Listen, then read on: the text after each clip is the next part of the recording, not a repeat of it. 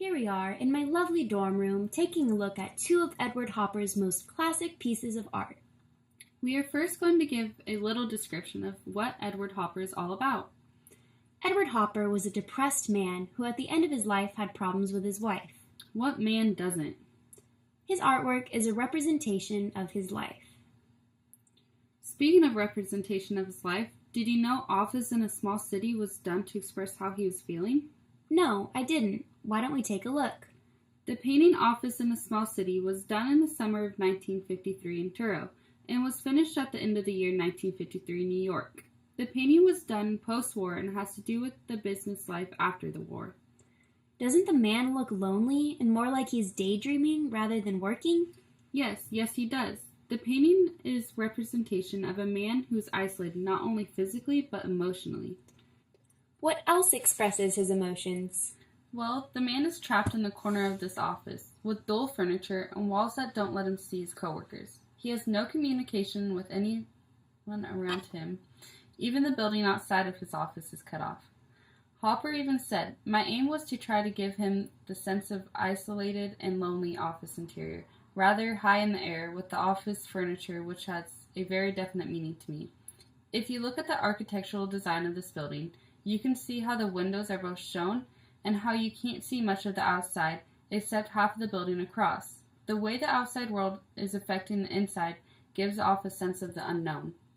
Where is this office at anyways? Well, Hopper said that this office could be any American office, because although we don't know its exact location, any American could see themselves as the man in this painting, hidden yet in full view of the life passing before them.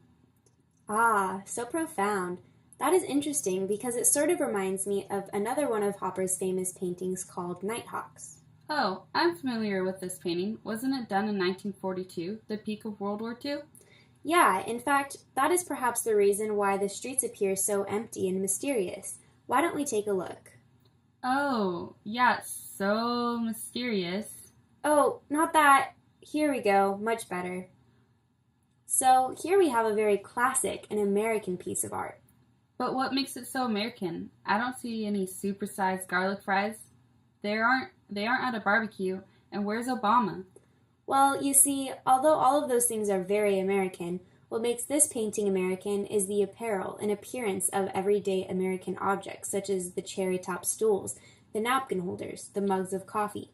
Even the cigar advertisement above the building resembles America in the 1940s and 50s. Oh, okay. Yeah, although society has changed so much since then, those typical everyday objects are still common in America today. This painting is also very enigmatic, don't you think? Yeah, sure. Exactly. By enigmatic, I mean it's sort of difficult to read. I mean, where are they? What are they talking about? What time is it? Why is it so empty? Do these people know each other? Are they having some sort of secret love affair? So many unanswered questions. Yeah, I mean, this would be a perfect place to have a secret love affair, except for those glass walls. Okay, so maybe it's not a secret love affair, but it definitely allows the viewer to ask questions about the story behind it all. Yeah, like maybe this is a secret love affair after all. It does feel extremely late at night. It kind of seems like he's trying to bring some action home tonight, if you know what I mean. Kind of like a hawk prowling in the darkest hours of the night, searching for its prey. Whoa, I'm starting to feel slightly uncomfortable here. The way Hopper has us peering in on this secretive encounter makes it almost seem as though we're creeping in from the sidewalk outside. However, I like the connection you made to the title of this painting, Nighthawks. I was reading in some book about Edward Hopper, and it actually revealed some of Hopper's personal notes. I remember part of it said, "Man, Nighthawk, beak, in dark suit, steel gray hat, blue shirt, clean, holding cigarette." So basically the title of this extremely famous piece of art was based off of this guy's honker. Haha, I guess. Whoa, we've been looking at this painting for a long time, haven't we? Well, yeah, it's like endlessly captivating with all these open-ended questions. Maybe Hopper would be better as a movie director so we could see these paintings play out. Tell me about it. I feel like I'm watching some sort of soap opera. Overall, though, Hopper did do an awesome job at captivating the viewer's attention, which is a big part of what makes his work so successful. Agreed.